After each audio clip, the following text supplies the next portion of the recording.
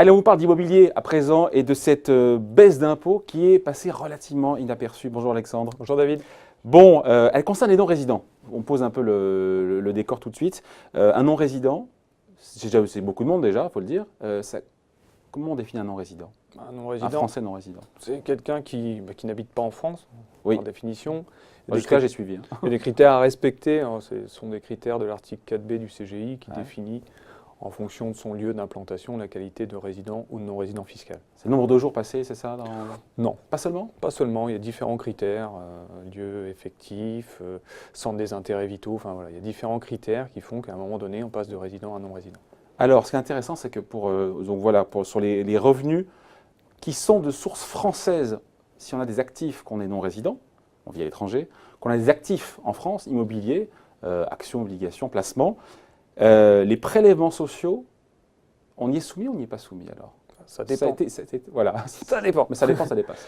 Ça dépend de la qualité déjà de non-résident, c'est-à-dire résident et non-résident, et ensuite au sein des non-résidents, il y a ceux qui sont dans l'Union européenne, espace économique européen et suisse, et ceux qui n'y sont pas. Ouais.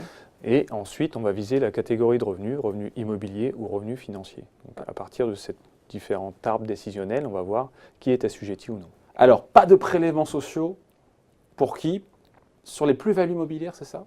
Sur les plus-values immobilières et sur les dividendes, alors si je lis bien le graphe là. Tout ce qui est revenu financier qui est alloué à des non-résidents est par principe exonéré de prélèvements sociaux.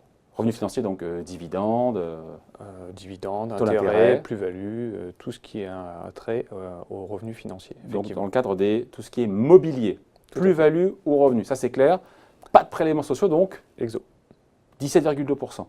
Tout à fait. On est d'accord. Maintenant sur l'immobilier, Alors, sur les revenus fonciers, les plus-values immobilières. Sur les revenus fonciers et plus-value immobilière, il faut distinguer deux catégories. Alors, la CSG-CRDS au taux de 9,7% et puis le prélèvement de En solidarité. fait, on a décomposé, on voit à gauche, 17,2, c'est l'ensemble des contributions sociales, Tout à fait. ce qu'on appelle les prélèvements sociaux, Mhm. qu'on décompose entre CSG-CRDS 9,7 et prélèvement de solidarité à 7,5. Tout à fait. Deux catégories de fiscalité.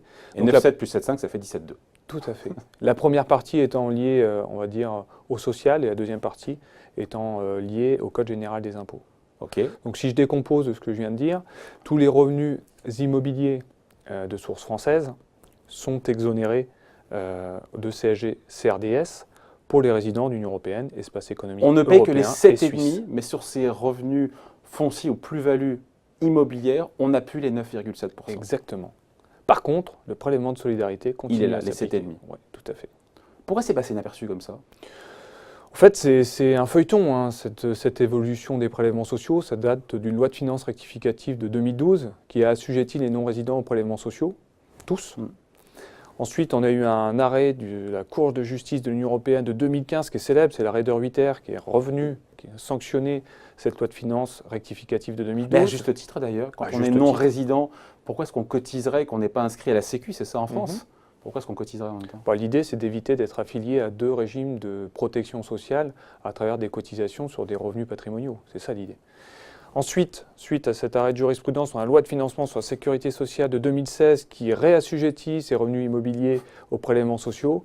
Et enfin, un arrêt de 2018 qui vient sanctionner cette loi de finances avec une transposition au sein des lois de finances de 2019. Dit qu'il n'y aura pas un nouvel arrêt qui va dire le contraire A priori, c'est acté, tranché, on est en adéquation avec la réglementation européenne, il n'y aura plus de modification. Bon, dernière question, Alexandre, ça concerne beaucoup de monde, cette économie d'impôt, enfin si on peut appeler ça impôt entre guillemets. Hein.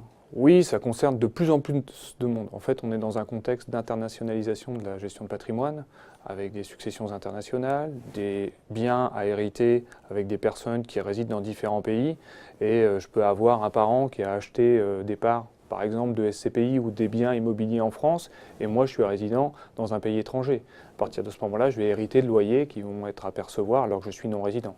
Donc voilà, c'est de plus en plus en phase de démocratisation ce type de problématique. Voilà, c'est passé un peu sous le radar, mais nous, on voulait vous en parler dans CQFD avec Alexandre. Merci beaucoup. Merci David, à bientôt.